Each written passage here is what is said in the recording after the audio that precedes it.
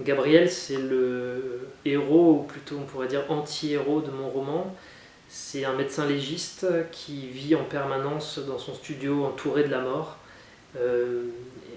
Dans son studio, on ne peut voir que des planches anatomiques. Et c'est quelqu'un qui est très peu caractérisé, qui n'a pas vraiment d'âge, qui n'a pas vraiment de passé, qui n'a rien en fait, qui le relie vraiment à l'existence et au monde sensible.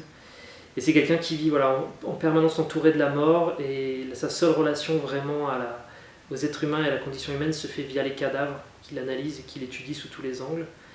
C'est quelqu'un qui, on devine que pendant sa jeunesse, il est allé vers justement la médecine et vers les corps, parce qu'il pensait que dans la mort et dans les cadavres résidait une forme de vérité qui pouvait éventuellement être une vérité supérieure, et qui s'est aperçu peu à peu que finalement il n'y avait aucune transcendance possible via la mort. Donc c'est quelqu'un qui flotte un peu entre la mort et cet univers qui se réduit à très peu de choses dans la vie même, dans l'existence. Donc le passage de l'institut médico-légal à son studio via des errances dans Paris qui n'ont pas vraiment de but ni d'objectif, et c'est quelqu'un qui a du mal en fait à trouver vraiment sa place dans le monde, et en tout cas à trouver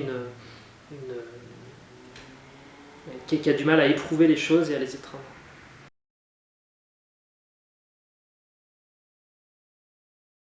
Gabriel, au fil de ses errances, comme ça, un peu sans but dans Paris, va rencontrer une jeune femme qui s'appelle Marion, qui est une étudiante en cinéma. Donc elle, c'est une jeune femme qui, alors pour le coup, elle est dans le monde, mais qui est dans un monde un peu de fête, de drogue, un monde assez superficiel. Et c'est quelqu'un qui, pour le coup, à l'inverse de Gabriel, est plutôt une jeune femme qui se laisse un peu submerger par ses émotions, par ce qu'elle ressent,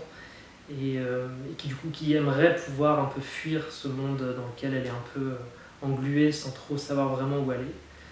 Et de leur rencontre en fait va naître peu à peu une sorte d'amitié, ou en tout cas de relation un peu étrange. On ne sait pas trop ce qu'ils éprouvent l'un pour l'autre, mais on a la sensation ou l'illusion pendant un court moment en fait, du roman, qu'ils vont réussir peu à peu à sortir de ces solitudes parallèles et de ces univers respectifs.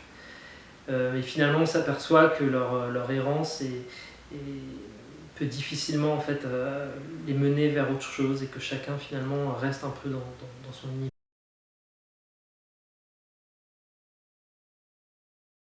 Donc les deux personnages, ce qu'ils cherchent à fuir, c'est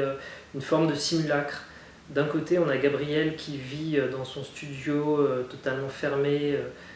entouré par des planches anatomiques, par la mort et par en fait finalement tout son rapport au langage et sa volonté de tout intellectualiser, ce qui fait que ça le met à l'écart en fait du monde sensible et du monde charnel.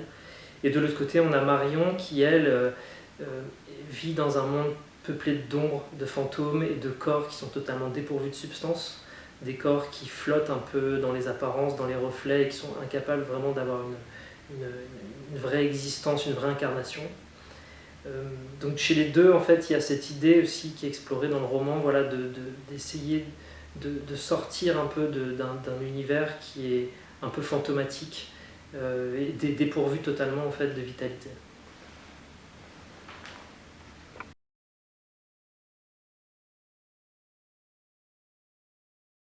Disons que dans l'idée de fuite qui s'exprime à travers mes personnages, ou plutôt d'impossibilité de fuite, il y a aussi un rapport de moi-même,